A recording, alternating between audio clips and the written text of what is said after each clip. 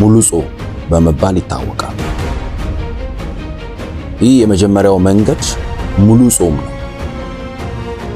በመጽሐፍ ቅዱስ ሙሴ 40 ቀንና 40 ሌሊት እንጀራ ሳይበላ ውሃም ሳይጠጣ ነበረ በተራራ ላይ የተገኘ። በዘጸአት መጽሐፍ ምዕራፍ 34 ቁጥር 28 ላይ በዚያም 40 ቀንና 40 ሌሊት ከእግዚአብሔር ጋር ነበር፣ እንጀራም አልበላ ውሃም አልጠጣም። በጽላቶቹም 10ን የቃል ኪዳኖችን ቃሎች ጻፈ። ኢየሱስም 40 ቀን ጾሟል፣ ጸልዮአል። 40 ቀን ጾሞ ከጨረሰ በኋላ ሰይጣንን አሸንፎታል። ለምን ይሄ ጾም ኃይለኛ እንደሆነ ታውቃላችሁ? ስጋን ፈጽሞ ያዘላልና መንፈሳዊ ስምምነትን ያመጣል። በጨለማ ኃይል ላይ ስልጣንን ይሰጣል።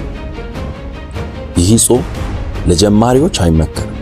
በጥበብና በጸሎት መፈጸም ይገባል።